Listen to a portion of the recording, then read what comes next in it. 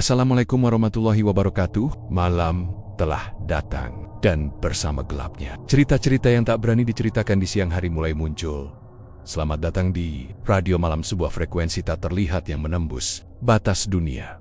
Dengarkan, karena di sini setiap kisah adalah nyata, setiap suara adalah pertanda, dan setiap malam adalah panggilan dari yang tak kasat mata. Pasar Keputaran di Surabaya selalu ramai sejak subuh. Hiruk-pikuk suara pedagang, pembeli yang tawar-menawar, dan aroma khas SAWYUR bercampur bau amis ikan menjadi keseharian yang sudah akrab bagi siapapun yang datang. Di tengah kesibukan itu, ada satu lapak sederhana berukuran 2 meter kali 2 meter, dengan meja kayu yang sudah mulai usang. Disitulah Bu Wati, wanita 45 tahun, setiap hari menjual tempe buatannya. Bu Wati bukan tipe orang yang banyak bicara. Ia dikenal ramah, tapi lebih banyak menunduk dan senyum ketika disapa. Wajahnya agak tirus, kulitnya sawo matang, dan tangannya kasar tanda wanita pekerja keras. Setiap jam 4 pagi, Bu Wati sudah duduk di lapaknya, menata tempe hasil produksinya. Tempe-tempe itu dibungkus daun pisang, masih hangat, dan aromanya khusus mengundang siapapun yang lewat untuk berhenti sebentar. Bu Wati, kayaknya tempenya makin enak aja ya sekarang, sapa seorang ibu-ibu langganan sambil memilih beberapa bungkus. Bu Wati tersenyum. Alhamdulillah Bu, mungkin karena kedelainya saya pilih yang bagus. Namun dalam diamnya, Bu Wati menyimpan beban. Sudah hampir 6 bulan, dagangannya makin sepi. Meski ia berangkat lebih pagi, pembeli tetap saja lebih memilih ke lapak lain, khususnya ke lapak Butina. Pesaing terdekatnya, Butina punya lapak yang lebih besar dan terang. Ia lebih pandai bicara dan menarik pelanggan. Tempenya dikemas rapi dengan plastik dan stiker logo, sementara Bu Wati masih memakai cara tradisional. Dan itulah yang membuat sebagian orang mulai menganggap produknya ketinggalan zaman. Bu, jangan ke sana. Tempe Butina lebih bersih loh, celetuk seorang pembeli muda saat melihat tempe Bu Wati masih dibungkus daun. Komentar itu terdengar seperti cambuk, tapi Bu Wati diam. Ia hanya menunduk dan pura-pura tidak mendengar. Suami Bu Wati, Pak Joko, pria berusia hampir 50 tahun, bekerja serabutan, kadang narik becak, kadang jadi kuli angkut kalau ada panggilan. Mereka tinggal di rumah kontrakan kecil di belakang pasar. Hidup pas-pasan dan penuh penghematan. Tapi Pak Joko mulai merasa putus asa. Ia sering mengeluh di malam hari, apalagi setelah melihat tetangga mereka bisa membeli kulkas baru atau mengganti motor. Wati, sampai kapan kita kayak gini terus? Hidup kok serasa jalan di tempat, padahal kamu udah kerja keras tiap hari, keluh Pak Joko sambil menyalakan rokok linting. Bu Wati hanya diam, ia juga lelah. Tapi baginya, kerja keras dan sabar adalah kunci hidup. Sampai satu hari, kehadiran Pak Samsul mulai menambah tekanan dalam hidup mereka. Pak Samsul adalah pendatang baru di pasar. Ia mulai berdagang tempe juga, tapi dengan harga yang jauh lebih murah. Caranya jualan agresif, teriak-teriak, dan tak segan menjelekkan pedagang lain. Tempe sini dijamin segar, nggak kayak punya sebelah. Itu udah bau daun pisangnya, teriak Pak Samsul sambil melirik ke arah lapak Bu Wati. Meski tidak menyebut nama, semua orang tahu siapa yang dimaksud. Bu Wati menunduk, menahan air mata. Tapi kejadian itu membuat pelanggan-pelanggonia mulai ragu. Hari itu, dari 30 bungkus, tempe hanya 5 yang terjual. Malamnya, Pak Joko pulang membawa kabar yang lebih buruk. Besok kontrakan mau naik. Kita harus nambah 200.000. Aku udah muter pasar, nggak ada yang nyari becak sekarang. Kita mau makan dari mana? Bu Wati hanya diam. Ia duduk di dapur sambil menatap baskom kedelai yang belum direndam. Hatinya hancur, tapi otaknya mulai bekerja. Ia berpikir keras. Pagi-pagi buta, saat ayam jago belum berkokok, Bu Wati bangun lebih awal. Tapi kali ini, ia tak langsung membuat tempe. Ia berjalan ke pojok dapur, membuka kaleng tua tempat ibunya dulu menyimpan benda-benda warisan. Di dalamnya, ada sehelai kain lusuh berbau kemenyan dan secari kertas bertuliskan nama seorang wanita tua, Mbok Darmi. Pasar Lama. Itu adalah nama yang sudah lama dikubur dalam ingatannya. Ibunya dulu pernah bercerita jika ingin dagang laris, ada satu jalan. Meski jalannya gelap, Bu Wati memejamkan mata. Hatinya bergemuruh, bibirnya bergetar, dan ia hanya berbisik, "Maafkan aku, Bu. Mungkin sekarang waktunya aku cari cara lain." Bab ini menjadi awal dari perubahan nasib Bu Wati. Ia masih wanita baik, masih penjual tempe yang rajin, tapi di balik senyumnya yang sederhana, mulai tumbuh bayangan gelap yang diam-diam mengintai dari balik pasar lama. Beberapa tahun telah berlalu sejak nama Bu Wati perlahan menghilang dari percakapan pedagang pasar Keputaran. Mereka yang dulu mengenalnya kini hanya menyebut namanya dalam bisik-bisik atau sebagai pengingat agar tidak tamak dalam berdagang. Lapak Bu Wati tak pernah ditempati lagi. Beberapa pedagang pernah mencoba menempatinya, tapi semuanya mengaku mengalami kejadian ganjil. Tempe cepat busuk, dagangan tidak laku, hingga didatangi bayangan perempuan yang menangis di balik meja. Akhirnya, lapak itu dibiarkan kosong dan dikusam, mejanya ditutupi terpal, dan tiap malam Jumat Kliwon sering terdengar suara orang tertawa atau menonges. Pak Joko yang kini hidup seorang diri di gang sempit di belakang pasar menjadi sosok yang jarang bicara. Ia tak lagi berdagang, tak lagi bergaul. Setiap hari duduk di bangku kayu kecil, memandang ke arah pasar dengan tatapan kosong. Orang-orang menyebutnya Pak Joko gila, tapi tidak ada yang tahu kisah kelam di balik kegilaannya. Kadang, anak-anak kecil melihat Pak Joko bicara sendiri. "Sabar ya Wati, aku kangen. Maafkan aku. Kita harusnya nggak serakah." Woge pernah mencoba membawanya ke rumah sakit jiwa, tapi ia selalu menolak dengan satu kalimat, "Kalau aku pergi, siapa yang akan jaga pasar dari mereka?" Konon, tiap malam Jumat Kliwon, seseorang yang lewat di depan lapak kosong itu akan mencium bau tempe basi. Disusul bisikan halus, dagangan laku, tapi nyawa jadi harga. Dan bila seseorang tetap berjualan di sana dengan niat tamak, biasanya dagangan akan ludes. Tapi malamnya, satu anggota keluarganya jatuh sakit, kerasukan, atau bahkan meninggal. Cerita tentang Bu Wati, pedagang tempe yang menempuh jalan pesugihan, menjadi legenda di Surabaya. Dikisahkan dari mulut ke mulut, kadang dilebih-lebihkan, kadang dilupakan. Tapi bagi mereka yang pernah melihat kejayaannya dan menyaksikan kejatuhannya, cerita itu bukan dongeng. Itu peringatan bahwa kekayaan bisa dicari, tapi jika jalan kegelapan, maka bayaran terbesarnya bukanlah uang, melainkan tubuh, jiwa, dan hidupmu sendiri. 3 hari setelah Bu Wati pingsan di pasar, ia belum juga siuman. Ia terbaring di atas kasur tipis di kamar tengah. Tubuhnya kurus kering, dan kulitnya pucat seperti mayat. Matanya tertutup rapat, tapi kadang-kadang mengerjap pelan seperti sedang bermimpi. Tapi bukan mimpi biasa, melainkan mimpi buruk yang tak kunjung usai. Pak Joko, meski tubuhnya belum pulih benar, berusaha merawat istrinya. Ia kini bisa berbicara lagi, walau suaranya pelan dan tubuhnya masih sering kejang di malam hari. Tapi semangatnya satu, menebus kesalahan. "Wati, bangun Bu, kita udah salah langkah, aku nyesel. Ayo kita tobat," bisiknya lirih sambil menggenggam tangan istrinya. Namun Bu Wati tetap terbaring kaku, matanya hanya bergerak ke kiri dan ke kanan di balik kelopak. Napasnya berat seperti sedang melawan sesuatu dalam alam bawah sadarnya. Di dalam mimpi Bu Wati, ia berada di pasar Keputaran. Tapi pasar itu gelap, semua kios tertutup, dan tidak ada satupun orang. Lampu-lampu padam. Ia berjalan pelan menyusuri lorong yang terasa semakin sempit. Tiba-tiba terdengar suara tawa, lalu jeritan.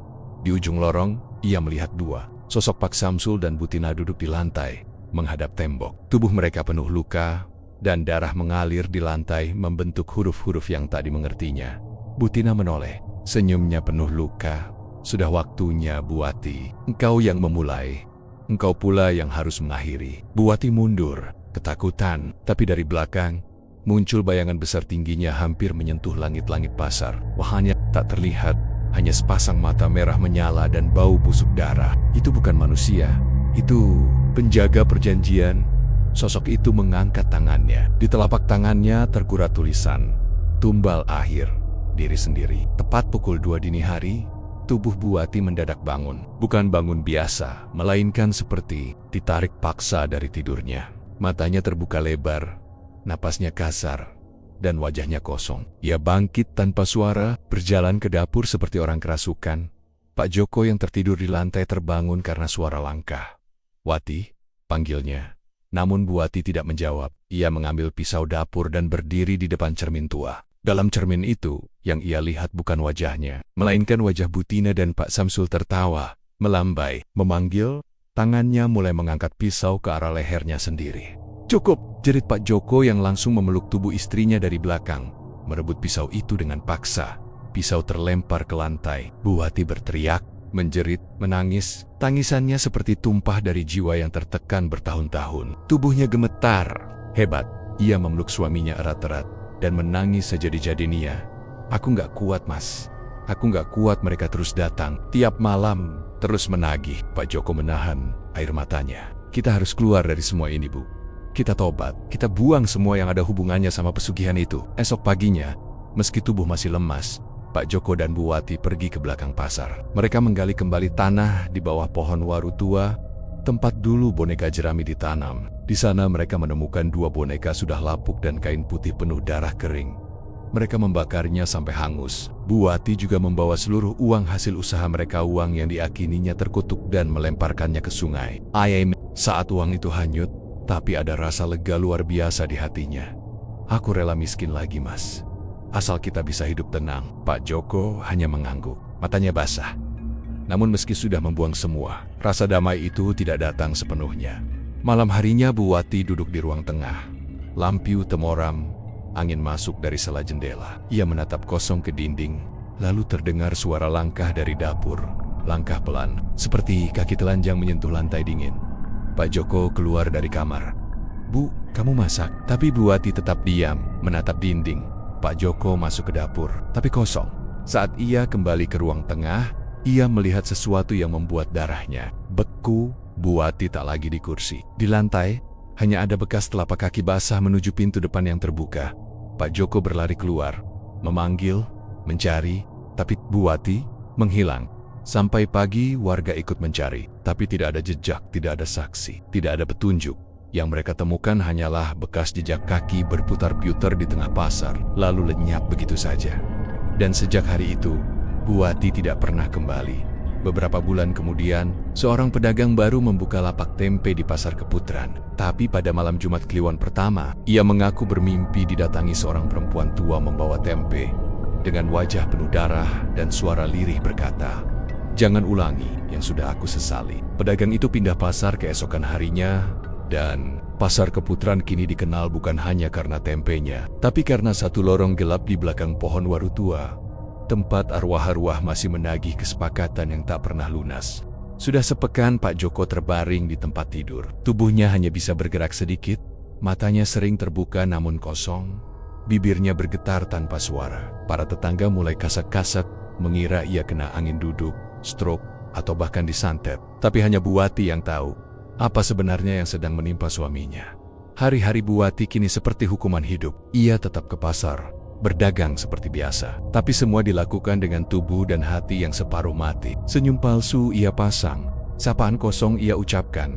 Sementara dalam dadanya ada rasa was-was yang makin hari makin menyesakkan. Dan Pasar Keputaran pun ikut berubah. Banyak pedagang mulai merasakan suasana aneh. Kadang suhu mendadak dingin meski matahari terik. Barang-barang dagangan terjatuh sendiri. Beberapa pembeli bahkan mengaku melihat bayangan perempuan berjalan di lorong pasar saat tengah malam.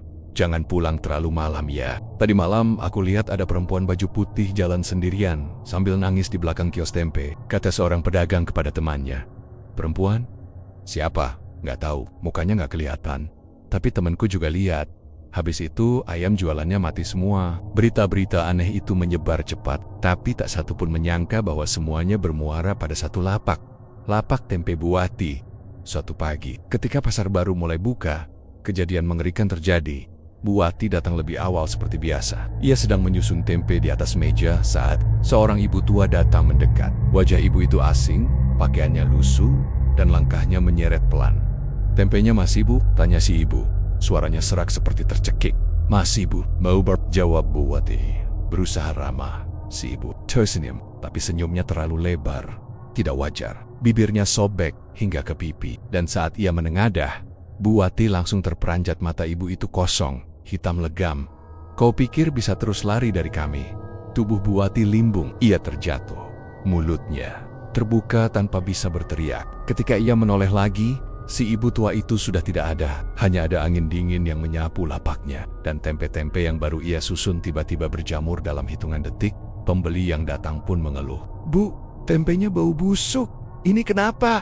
Bu Wati panik. Ia memeriksa satu persatu. Dan benar, semua tempe yang ia buat semalam membusuk seperti telah disimpan berminggu-minggu.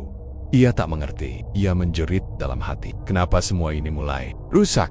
Bukankah aku sudah penuhi tumbal? Namun jawabannya tak datang. Yang datang justru musibah demi musibah. Keesokan harinya, pasar kembali gempar. Seorang pedagang ayam ditemukan tewas di dalam kiosnya dengan tubuh terbalik, kepala di bawah, kaki tergantung di rak. Matanya melotot dan mulutnya ternganga. Di dinding kiosnya tertulis dengan darah, Satu belum cukup. Tak ada yang tahu siapa pelakunya. Polisi datang melakukan penyelidikan, tapi semua hasilnya nihil. Tidak ada jejak orang masuk, tidak ada CCTV, tidak ada saksi mata. Naman Buwati TAHU. Pesan itu untuknya. Malamnya, ia terduduk di altar kecil di rumahnya. Dupa ia nyalakan. Boneka jerami ia keluarkan dari tempat tersembunyi. "Apa yang kalian mau lagi? Aku sudah beri 2 tumbal. Sudah cukup kan?" teriaknya pada udara kosong. Namun, tak ada jawaban. Hanya suara kucing menjerit dari luar jendela, diikuti suara kaca pecah dari dapur. Saat Buwati berlari ke dapur, ia melihat semua panci dan wajan di rak telah jatuh ke lantai. Di tengahnya, ada telapak kaki basah mengarah ke pintu kamar tempat Pak Joko tidur. Buwati masuk dengan napas terengah. Ia mendapati Pak Joko sedang duduk di ranjang, tapi bukan dengan wajahnya sendiri. Wajah suaminya gelap, matanya memerah menyala, dan mulutnya bergerak-gerak cepat seperti membaca doa terbalik. "Waktumu, Wati, giliranmu akan datang. Akan datang, dia menunggumu di pasar." Lalu tubuh Pak Joko terjatuh, pingsan. Besoknya, dengan tubuh lemas, Buwati kembali ke pasar. Ia berharap hari itu biasa saja. Tapi saat sampai, ia mendapati lapaknya kosong. Semua barang hilang. Meja dibalik, bahkan papan nama lapaknya patah 2. Di tempat itu hanya ada satu benda, kain putih berlumur darah, yang dilipat dan ditaruh rapi. Buwati mendekat. Saat ia buka kain itu, matanya membelalak. 2 boneka jerami dengan nama Wati dan Joko tertusuk jarum di dada dan kepala.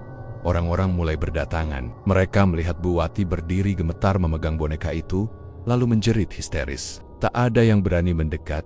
Tak lama, tubuhnya ambruk di tengah lorong pasar, pingsan tanpa suara. Sejak hari itu, lapak Buwati tak pernah dibuka lagi. Orang-orang bilang Buwati jatuh sakit, tapi tak ada yang berani menjenguk. Mereka hanya tahu, ia sering teriak sendiri di malam hari. Konon, tiap malam Jumat Kliwon, dari belakang pasar Keputaran, masih terdengar suara perempuan tertawa, lalu menangis, lalu tertawa lagi.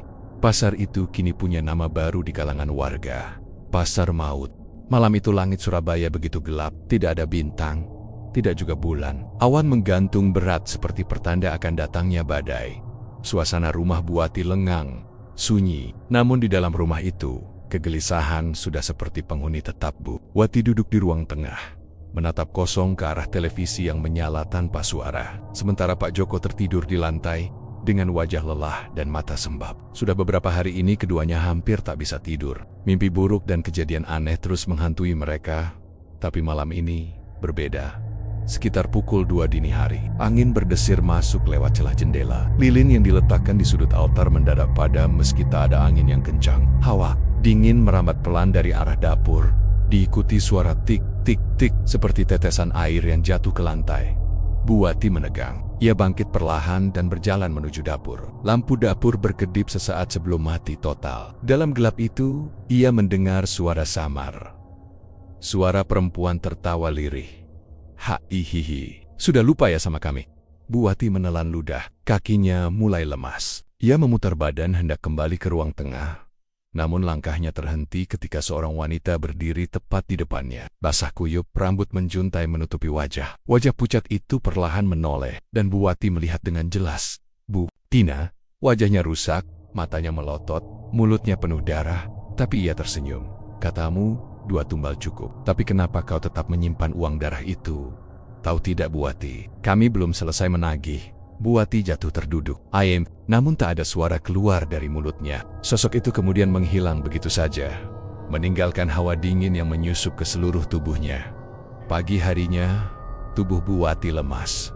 Ia tak sanggup membuka lapak. Pak Joko bingung, tapi ia juga terlalu lelah untuk banyak bertanya. Namun saat ia masuk ke kamar belakang tempat mereka biasa menyimpan kedelai, ia terdiam lama. Di lantai kamar, ada bekas kaki telanjang basah berjejak dari pintu sampai pojok ruangan. Tidak hanya itu, ia menemukan satu benda aneh. Kertas kecil bertuliskan nama mereka berdua, Joko dan Wati, dengan lilitan benang hitam di sekelilingnya. Bu, lihat ini!" teriak Pak Joko panik. Buwati hanya menatap benda itu dengan ngeri. Ia tahu, itu bukan mainan. Itu adalah peringatan dari dunia lain. Dunia yang mereka datangi sendiri demi ambisi hari itu juga. Mereka kembali ke tempat Mbok Darmi. Di pasar lama, mereka ingin mencari jawaban.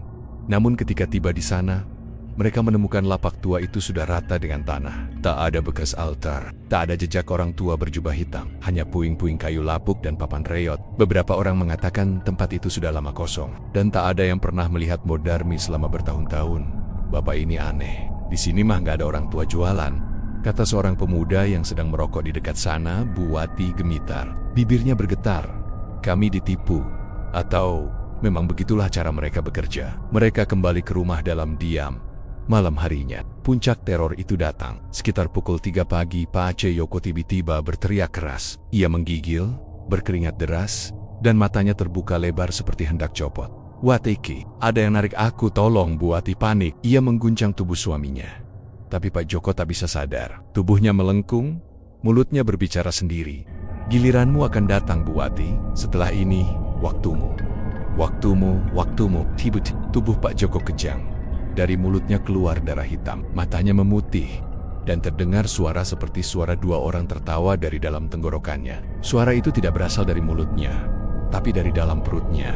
Buati menjerit sekuat tenaga. Ia mencoba membaca doa, tapi lidahnya kaku, tangannya gemetar, tubuhnya kaku di sudut ruangan, menatap suaminya yang kini terbaring tak sadar.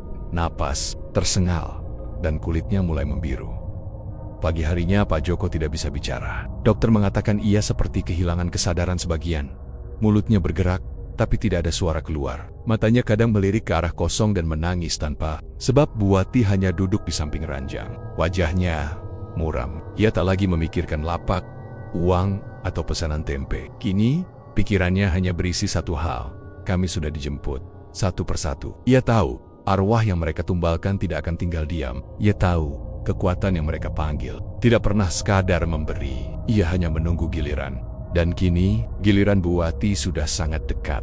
Setelah 2 tumbal dijalankan, kehidupan Buati dan Pak Joko benar-benar berubah total. Lapak mereka yang dulu sepi, kini tidak pernah kosong. Tempenya yang dibungkus daun pisang selalu habis dalam waktu kurang dari 2 jam. Bau kendap, pembeli berebut, takut kehabisan. Tak hanya di pasar, kabar tentang tempe enak dari Buati menyebar cepat ke warung-warung makan dan toko kelontong di Surabaya. Mereka mulai menerima pesanan besar. Dan dalam hitungan minggu, Buati mulai memperluas produksinya. Rumahnya yang dulu hanya berdinding triplek dan atap bocor, perlahan diperbaiki. Ia mengganti genteng, memasang keramik baru, membeli televisi, dan mengganti kulkas usang dengan yang lebih besar.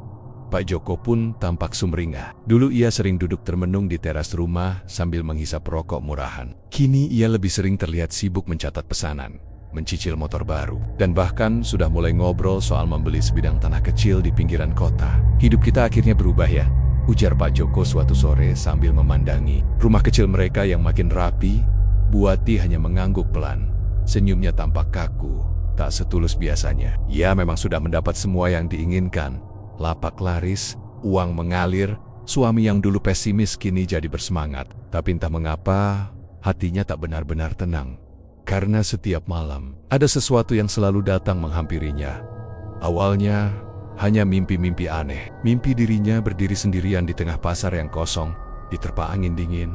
Lalu tiba-tiba, terdengar suara tawa wanita yang makin lama makin nyaring. Tawa itu terdengar familiar, lalu dari arah gerobak tua, muncul 2 sosok, Pak Samsul dan Butina. Wajah mereka penuh darah, dan mata mereka putih kosong. "Apa kamu pikir semua ini gratis, Buati?" ucap Pak Samsul dalam mimpi. "Terima kasih sudah menjual nyawaku," bisik Butina sambil tertawa menyeringai. Darah menetes dari bibirnya. Buati selalu terbangun dengan napas memburu, tubuh basah oleh keringat dingin. Mimpi itu datang hampir setiap malam, seolah jadi bagian dari tidur yang tak bisa ia hindari. Tak hanya mimpi, kejadian aneh mulai terjadi di rumah mereka. Lampu kamar sering mati sendiri, meski listrik tak bermasalah. Kompor menyala padahal belum dipantik. Suara seperti orang berjalan bolak-balik di atap rumah. Padahal tidak ada siapa-siapa. Yang paling menyeramkan adalah suara tangisan dari kamar belakang. Awalnya pelan, seperti suara anak kecil merengek, tapi lama-kelamaan berubah menjadi jeritan, memeluk. Ketika Buati membuka pintu kamar belakang, tidak ada siapapun, hanya boneka jerami yang pernah ia simpan setelah ritual pertama, kini tergeletak di pojok, berlumur tanah basah, seperti baru saja digali dari kuburan Pak Cheyoko yang semula santai, perlahan mulai berubah. Ia lebih sering termenung, matanya cekung, dan pernah suatu malam ia berteriak sendiri saat tidur. Ada yang narik kakiku, ada yang bisikin aku, teriaknya. Bu Wati coba menenangkan, tapi hatinya sendiri ikut tercekam. Ia tahu betul bahwa semua ini bukan mimpi biasa. Ia ingat pesan Mbok Darmi. 2 tumbal cukup. Jika kau serakah atau lupa, maka roh-roh itu akan menagih. Bahkan bila kau berhenti pun, mereka tetap datang. Karena sekali kau buka jalan, kau tak bisa menutupnya. Dan kini, mereka mulai menagih. Namun di luar rumah, mereka yang mulai diliputi teror gaib. Bu Wati dan Pak Joko tetap menampilkan wajah bahagia. Di pasar, mereka tertawa dengan pelanggan, membagikan bonus untuk pedagang kecil, bahkan menyumbang ke masjid. Sekitar semua orang memuji Bu Wati dermawan ya sekarang. Tapi hanya mereka berdua yang tahu, di balik tawa itu ada air mata. Air mata karena tiap malam tak bisa tidur tenang. Air mata karena setiap melihat cermin, bayangan Bu Tina sering muncul di belakang. Air mata karena tiap menatap uang yang menumpuk di toples kaca, ada rasa dingin merambat ke kulit. Sore itu, ketika mereka duduk di teras rumah, tiba-tiba angin kencang berembus, menjatuhkan jemuran dan memecahkan kaca jendela. Dari dalam rumah terdengar suara tertawa, bukan tawa manusia biasa, tapi tawa serak dan panjang seperti makhluk lain. Pak Joko berdiri kaku. "Bu, kamu dengar suara itu?" tanyanya gemetar. Bu Wati tidak menjawab, matanya lurus ke depan. Seberang jalan, ia melihat 2 sosok berdiri diam, tubuhnya buram seperti kabut. Sosok itu tak bergerak, hanya berdiri menatap mereka, dan dalam sekejap, keduanya lenyap ditelan angin. Hari itu, Bu Wati baru benar-benar sadar, tawa yang mereka rasakan sekarang akan dibayar dengan air mata. Dan mungkin dengan nyawa mereka sendiri, karena kesepakatan dengan kegelapan tidak pernah mengenal kata lunas. Beberapa hari setelah kematian tragis Pak Samsul, suasana pasar Keputaran mulai kembali normal. Pedagang-pedagang sudah tak lagi membicarakannya, kecuali saat malam tiba dan beberapa orang masih menggosipkan arwahnya yang katanya gentayangan. Namun di tengga-tengga semua itu, ada satu lapak yang kini mencuri perhatian banyak orang. Lapak tempe Bu Wati. Setiap pagi, pembeli mengantre. Tempe-tempe yang dulu dianggap kuno karena dibungkus daun pisang, kini justru dianggap lebih alami dan lezat. Bahkan ada warung makan dari luar kota yang mulai memesan secara rutin dalam jumlah besar. Bu Wati sendiri tak lagi terlihat seperti perempuan sederhana seperti dulu. Wajahnya bersih, badannya lebih segar, bahkan kini mengenakan baju baru yang lebih rapi. Ia mulai bicara lebih banyak, meskipun masih tenang. Senyum yang dulu jarang terlihat, kini muncul lebih sering, walau ada yang bilang senyumnya terasa aneh, dingin. Namun, keberhasilan Bu Wati ini tidak membuat semua orang senang. Di sudut pasar, di lapak yang dulunya paling ramai, Bu Tina duduk sambil memeluk dagangannya yang masih utuh. Pembeli-pembelinya kini banyak yang pindah ke lapak Bu Wati. Tempenya yang dikemas rapi dengan plastik dan stiker sudah tak lagi menarik perhatian. Pasti ada yang gak beres sama si Bu Wati itu, gerutu Bu Tina suatu pagi. Masa bisa secepat itu dagangannya langsung laris manis? Dulu aja sepi kayak kuburan. Ia mulai menyebarkan bisikan ke pedagang lain. Aku dengar tempenya dipakein jampi-jampi. Ada jin pasar katanya yang bantuin. Gosip itu cepat menyebar. Sebagian pembeli mulai ragu. Sebagian lagi tetap membeli karena yang penting enak dan murah. Tapi Bu Wati mendengar gosip itu. Dan meskipun wajahnya tak berubah saat mendengarnya, hatinya mendidih. Ayai tahu, Bu Tina lah batu sandungan terakhirnya menuju kekayaan yang utuh. Tumbal pertama sudah diterima. Dan sesuai pesan Mbok Darmi, tumbal kedua harus diserahkan sebelum bulan baru berganti. Atau semua kesepakatan akan batal dan roh tumbal pertama akan menuntut kembali. Malam, Jumat Kliwon datang kembali.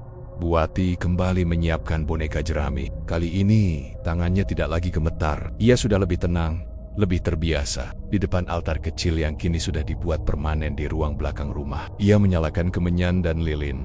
Pak Joko duduk di sudut, mengamati istrinya dengan tatapan tenang. Ia tidak lagi mempertanyakan apa-apa. Bahkan malam itu, ia sendiri yang menuliskan nama Tina binti Mardiah pada kertas kecil dan menyerahkannya pada Bu Wati. Sekali ini, habis perkara. Setelah itu, hidup kita akan berubah, katanya yakin. Bu Wati melilitkan nama itu di boneka jerami, lalu menusukkan jarum ke bagian mulut boneka tepat seperti arahan Mbok Darmi agar orang itu tidak lagi bisa menyebar fitnah. Setelah ritual selesai, Pak Joko kembali bertugas mengubur boneka itu di bawah pohon waru tua di belakang pasar. Malam itu, suasana lebih mencekam dari sebelumnya. Angin kencang berputar seperti pusaran di satu titik. Pepohonan berderak seperti retakan tulang. Tapi, Pak Joko tetap menanam boneka itu dengan tenang. Pagi harinya, pasar kembali digemparkan. seorang pedagang menemukan Butina tergeletak di dalam sumur tua di belakang pasar. Dengan kondisi mengenaskan, tubuhnya membiru, bibirnya pecah-pecah, dan matanya terbuka lebar seperti orang yang ketakutan setengah mati menurut keterangan pedagang lain. Malam sebelumnya Butina sempat terlihat mondar-mondir di dekat sumur, seperti orang kesurupan. Ada yang sempat mendengar dia berbicara sendiri, "Jangan dorong aku. Siapa kamu, jangan." Sebelum suara ceritanya lenyap di tengah malam, warga langsung panik. Polisi datang. Tapi karena tidak ditemukan tanda kekerasan fisik atau penganiayaan, kematian Butina hanya dicatat sebagai kecelakaan tragis akibat terpleset. Namun, semua pedagang tahu itu bukan kecelakaan biasa. Setelah kejadian itu, dagangan Buati benar-benar tak tertandingi. Bahkan ada pembeli yang datang dari luar kota mencari tempe buatannya. Ia mulai mendapat tawaran untuk memasuk ke restoran, warung makan, bahkan toko oleh-oleh. Lapaknya kini terlihat paling mencolok di antara semua pedagang. Sementara itu, Pak Joko juga berubah. Ia tidak lagi narik becak. Kini ia membantu mengurus pengiriman tempe, mencatat pesanan, dan mulai berbicara tentang menabung untuk beli rumah sendiri. Mereka berdua benar-benar hidup dalam kenyamanan baru. Rumah yang dulu pengap, kini dipasangi kipas angin baru. Dapur yang dulu gelap, kini ada lampu neon terang benderang. Bahkan ada kulkas kecil di pojok ruang tamu. Namun di balik senyum dan keberhasilan itu, ada rasa tidak nyaman yang mulai tumbuh dalam hati Buati. Setiap malam, ia mulai mendengar suara langkah kaki dari dapur. Kadang seperti suara air menetes dari kamar mandi, padahal kran sudah ditutup. Bau melati sering tiba-tiba muncul. Disusul, hawa dingin menusuk di tengkuk. Dan yang paling membuatnya gelisah, ia sering mendengar suara perempuan menangis, lirih. Kadang dari belakang rumah, kadang dari kolong tempat tidur, kadang dari dalam sumur. Suatu malam, saat terbangun untuk buang air kecil, Buati melihat bayangan perempuan dengan rambut panjang dan pakaian basah berdiri di sudut dapur, menghadap tembok. Saat ia mendekat, sosok itu menoleh perlahan, dan ternyata wajahnya adalah wajah Butina. Belum selesai Buati menjerit dan langsung pingsan. Saat sadar keesokan harinya, Pak Joko menganggap itu hanya mimpi buruk. Tapi bagi Buati, itu adalah peringatan. Ia sudah memenuhi syarat 2 tumbal. Tapi kini bayang-bayang keduanya datang, menagih, mengganggu, meneror. Dan dalam hati kecilnya Buati sadar jalan ini bukan jalan untuk kembali. Kekayaan ini bukan berkah, tapi perjanjian. Dan setiap perjanjian pasti ada waktunya untuk dibayar lunas. Hari-hari setelah pertemuan itu, Buati berubah. Tak lagi sering tersenyum pada pembeli. Tak lagi menyapa pedagang lain di pasar seperti biasa. Wajahnya tampak dingin, dan matanya sering kosong menatap jauh. Namun satu hal yang mulai terlihat, jelas lapaknya kembali ramai. Tempenya yang dulu diabaikan, kini mulai dilirik kembali. "Tempenya Buati sekarang beda ya, harumnya bikin lapar," ucap seorang pembeli sambil membawa 5 bungkus. "Aku beli 20 ya, boreng di rumah," kata pembeli lain yang biasanya hanya beli setengah papan. Buati hanya menjawab singkat dan pelan, "Iya Bu, terima kasih." Tapi di balik lapaknya yang mulai ramai, ada rencana gelap yang telah disusun rapi. Ia belum lupa syarat dari Mbok Darmi. 2 tumbal darah. Dan nama pertama yang muncul di pikirannya sejak awal adalah Pak Samsul. Pak Samsul, si pendatang baru, yang gaya jualannya kasar, harga tempenya dipaksa murah, dan sering menyerang dengan sindiran. "Tempe saya ini asli, bukan kayak sebelah yang pakai daun udah kecoklatan." Begitu ucapnya seringkali sambil melirik ke arah Buati. Buati mendidih setiap kali mendengar ucapannya, dan kini ia tak lagi hanya mendidih dalam hati. Ia sudah menyiapkan cara untuk membungkam selamanya. Kamis malam menjelang Jumat Kliwon, suasana pasar sudah sepi. Hanya ada beberapa pedagang sayur yang baru mulai datang dini hari. Buati dan Pak Joko tidak tidur malam itu. Di dalam kamar, Buati duduk bersila di atas lantai. Di depannya terbentang kain putih dengan simbol-simbol aneh yang diberikan Mbok Darmi. Di atasnya, ada boneka jerami kecil dan jarum panjang. Ia menuliskan nama Samsul bin Kasman pada secari kertas, lalu melilitkan kertas itu ke leher boneka. Pak Joko berdiri tak jauh darinya, memegang lampu minyak. Ia sudah tahu semua rencana istrinya. Dan yang mengejutkan, ia tak keberatan. Ia bahkan mendukung sepenuhnya kalau ini memang caranya. "Ayo kita selesaikan. Aku capek lihat kamu disiksa terus," katanya tegas. Buati mengangguk. Dengin gemetar. Ia menusukkan jarum ke bagian dada boneka, lalu ke perut, lalu ke kepala. Persis seperti yang diperintahkan, angin malam mendadak berembus kencang ke dalam rumah. Padahal semua jendela tertutup, lampu minyak bergoyang-goyang, dada Buati sesak. Dan tiba-tiba terdengar suara lirih seperti bisikan.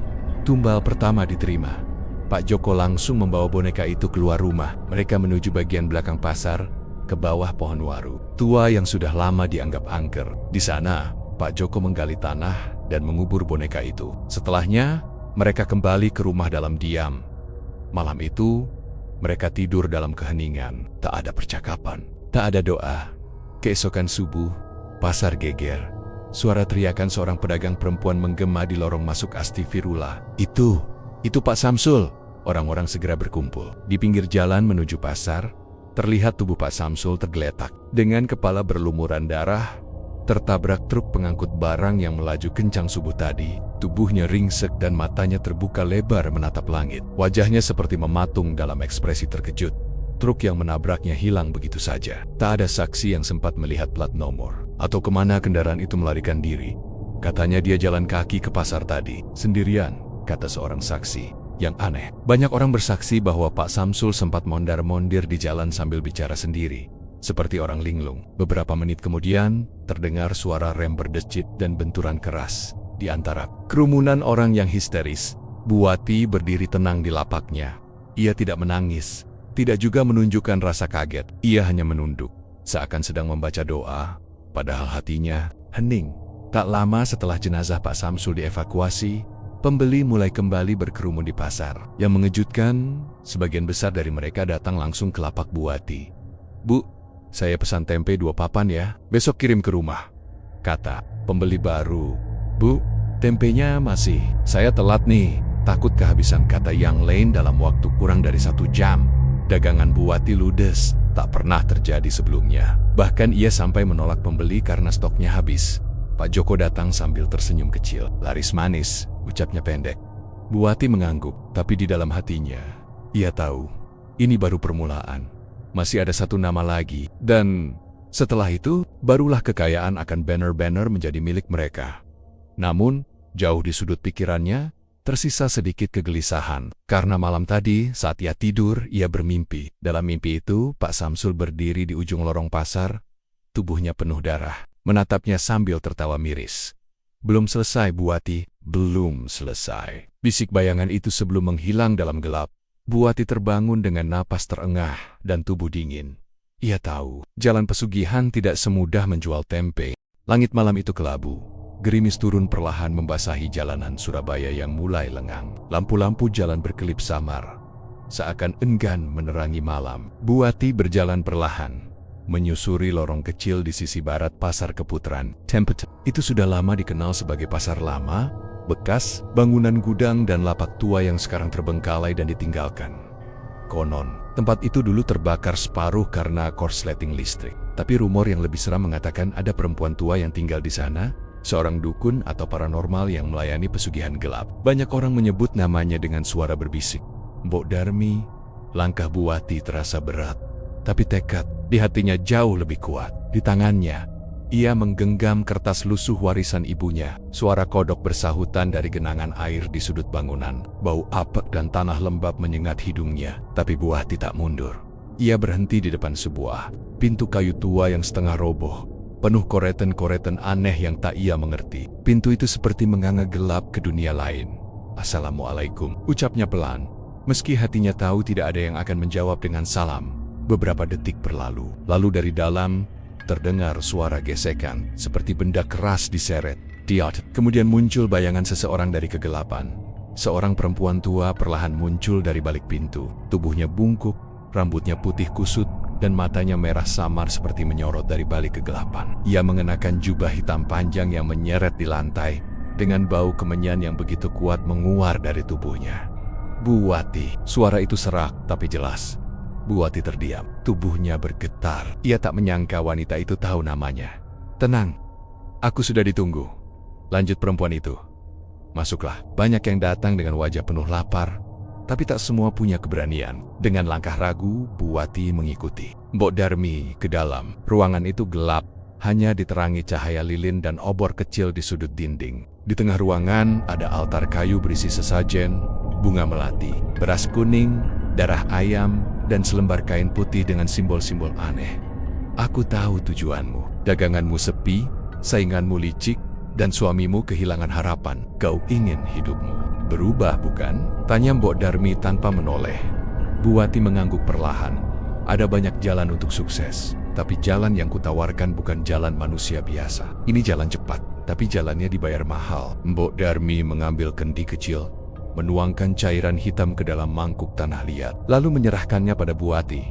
Minum ini untuk menguatkan niat. Kalau hatimu masih ragu, jangan lanjutkan. Tapi kalau kau minum, kau sudah satu langkah lebih dekat dengan kekayaan dan satu langkah menjauh dari cahaya. Buati memejamkan mata. Air di matanya menetes satu. Tapi tanpa banyak pikir, ia meminum cairan itu. Rasanya pahit dan panas, seperti membakar tenggorokannya. Tubuhnya mendadak lemas. Keringat dingin mengucur dari pelipis. Tiba-tiba ruangan berputar. Ia seperti dibawa ke dunia lain. Di hadapannya muncul bayangan dua orang. Butina dan Pak Samsul sedang tertawa, tapi tawa mereka berubah menjadi jeritan memilukan. Bayangan itu menghilang, lalu muncullah tenggen-tenggen hitam dari tanah. Seperti mencoba meraihnya, Buati menjerit, namun tak terdengar suara keluar dari mulutnya. Ia terbangun beberapa saat kemudian, tergeletak di lantai dengan napas tersengal. Mbok Darmi berdiri di depannya. Kau sudah diterima, tapi ingat syaratnya. 2 tumbal darah. Bukan sembarang orang, tapi mereka yang menutup jalan rezekimu. Serahkan nyawa mereka pada penjaga pasar ini, maka tempe-tempe buatanmu akan laku secepat jin mengangkat batu. Buati terdiam. Ketakutan mulai merayap, tapi dorongan untuk keluar dari kemiskinan jauh lebih besar. Ia sudah memulai jalan ini, dan tak bisa mundur. Bagaimana caranya? Tanyanya pelan. Mbok Darmi menyerahkan sebuah boneka jerami kecil dan jarum panjang. Tusukkan nama mereka di tubuh boneka ini. Malam Jumat, di atas kain putih yang sudah kusiapkan. Lalu kuburkan di belakang pasar. Sisanya, biar makhluk itu yang bekerja. Sebelum pulang, Buati diberi satu peringatan. Jangan pernah serakah. 2 tumbal cukup. Jika kau tambah, kau akan membuka gerbang yang tidak bisa ditutup lagi. Dan ingat, semua yang kau beri akan dibayar kembali. Bahkan kalau kau lupa, mereka tidak akan lupa. Malam itu, Buati pulang ke rumah dengan langkah gontai. Wajahnya pucat, tapi matanya berubah. Ada sesuatu yang berbeda. Pak Yoko Yang menyambutnya di teras, hanya bertanya singkat, "Gimana?" Buati mengangguk pelan. "Sudah. Semuanya sudah dimulai." Mereka berdua tak bicara lagi, hanya duduk di ruang tengah, ditemani suara hujan yang makin deras. Dan jauh di belakang pasar, suara bisikan samar mulai terdengar. Tumbal pertama sedang ditunggu. Malam itu, hujan turun pelan-pelan. Bukan hujan deras, hanya gerimis kecil yang menetes dari genteng tua rumah Buati. Dapur mungilnya yang hanya cukup untuk 2 orang terlihat lengang. Kompor minyak sudah padam, baskom kedelai belum disentuh, dan Buati duduk sendirian di kursi plastik biru yang sudah sedikit retak. Di tangannya masih tergenggam kertas. Lusuh berisi nama Mbok Darmi. Pasar lama. Ia menatap kertas itu seakan hendak membacanya untuk ke-1000 kali. Tangannya gemetar. Dalam hatinya berkecamuk rasa takut, ragu, tapi juga harapan. Harapan bahwa mungkin dengan cara itu ia bisa keluar dari keterpurukan. Tak lama, terdengar pintu depan dibuka kasar. Pak Joko pulang dengan wajah masam. Pakaiannya basah dan bau asap rokok menyertai langkahnya. "Daganganmu tadi laku berapa?" tanya Pak Joko tanpa bosi-bosi, duduk sambil mengelap rambutnya dengan handuk kumal. 15 bungkus. Sisanya dibawa pulang. "Mau dikeringin buat tempe goreng besok?" jawab Buati lirih. Pak Joko mendengus. Ia membuka dompet, lalu menaruh 3 lembar uang 20 ribuan di meja. "Ini hasil narik tadi. 1 orang aja yang naik becaku hari ini, itu pun minta diskon. Hidup kayak gini terus, bisa gila kita." Buati hanya diam. Ia tahu benar tekanan yang dirasakan suaminya. Tapi tak ada gunanya saling menyalahkan. Mereka sudah mencoba segalanya, berangkat lebih pagi, promosi mulut ke mulut, bahkan menjual dengan harga lebih murah. Tapi tetap saja, lapaknya makin sepi. Pak Joko mulai merokok. Asap rokok memenuhi dapur sempit mereka. Matanya menatap kosong ke arah dinding yang mulai mengelupas. Lalu, tiba-tiba ia berkata, "Kalau nggak bisa naik, ya turunkan yang lain." Kalimat itu membuat Buati menoleh cepat. "Apa maksudmu?" tanyanya. "Butina itu licik. Dia sering jelekin tempe kita di depan pembeli. Pak Samsul juga begitu. Baru datang udah sok jago. Dagangan kita hancur karena mereka. Jadi, kalau kita nggak bisa lari lebih kencang, ya bikin mereka berhenti lari." Kalimat itu menusuk Buati dalam. Hatinya terguncang. Di satu sisi, Ia tahu suaminya hanya melampiaskan kekesalan. Tapi di sisi lain, kalimat itu terdengar seperti sebuah dorongan, sebuah bisikan, atau mungkin hasutan. Pak Joko melirik ke tangannya, melihat kertas lusuh yang belum disimpan, Bu. "What it way?" tanyanya curiga. Bu Wati buru-buru menyembunyikannya. "Cuma catatan lama, warisan dari ibu." Pak Joko menatap curiga, tapi tidak mendesak. Ia bangkit dan menuju kamar. Sebelum tidur, ia berkata pelan, hampir tak terdengar, "Kalau ada cara, aku rela kok, asal jangan hidup kayak pengemis terus." Malam itu, Bu Wati tidak bisa tidur. Suara hujan di atap, desah napas Pak Joko yang berat, dan kalimat tadi terus terngiang di telinganya. Dalam diam ia kembali membuka kertas itu dan membaca perlahan. Cari wanita tua berjubah hitam di pasar lama, dekat gudang kosong. Ia akan tapi hati-hati. Harga dari kekayaan bukan uang melainkan nyawa. Bu Wati memejamkan mata. Ia membayangkan wajah Butina yang licik, tertawa sambil memamerkan tempe plastiknya. Ia juga membayangkan Pak Samsul yang suka berteriak dan merendahkan orang lain. Dan ia membayangkan dirinya sendiri yang tiap pagi duduk di lapak, sepi, hanya untuk pulang dengan tangan hampa. Tangannya mulai mengencang menggenggam kertas itu. "Aku udah cukup sabar," gumamnya lirih. "Kalau memang mereka harus disingkirkan, biar daganganku hidup lagi." Ya sudah, di luar, hujan masih turun. Tapi di hati Bu Wati, badai sudah mulai datang. Besoknya, Bu Wati tetap berjualan seperti biasa. Ia tersenyum pada pelanggan, membungkus tempe dengan daun pisang, dan mengucapkan terima kasih dengan suara lembut. Tapi ada yang berbeda, sorot matanya tidak lagi lembut. Ada sesuatu yang mulai berubah dari dalam dirinya. Sementara itu, Pak Joko ikut bantu mengangkat tempe dari rumah ke lapak. Biasanya ia enggan turun tangan, tapi kali ini berbeda. Ia tampak lebih bersemangat, seolah ingin membuktikan bahwa dirinya siap melakukan apa saja asal hidup mereka berubah. Ketika malam kembali tiba, dan suara pasar mulai meredup, Bu Wati menyelipkan kertas itu ke dalam saku bajunya. Langkahnya pelan, tapi pasti. Ia berjalan menuju pasar lama, bagian belakang yang sudah lama tak dipakai. Ia akan mencari Mbok Darmi, sang penjaga jalan gelap, karena dalam hati kecilnya, ia sudah memutuskan, jika tempenya harus hidup, maka ada yang harus mati.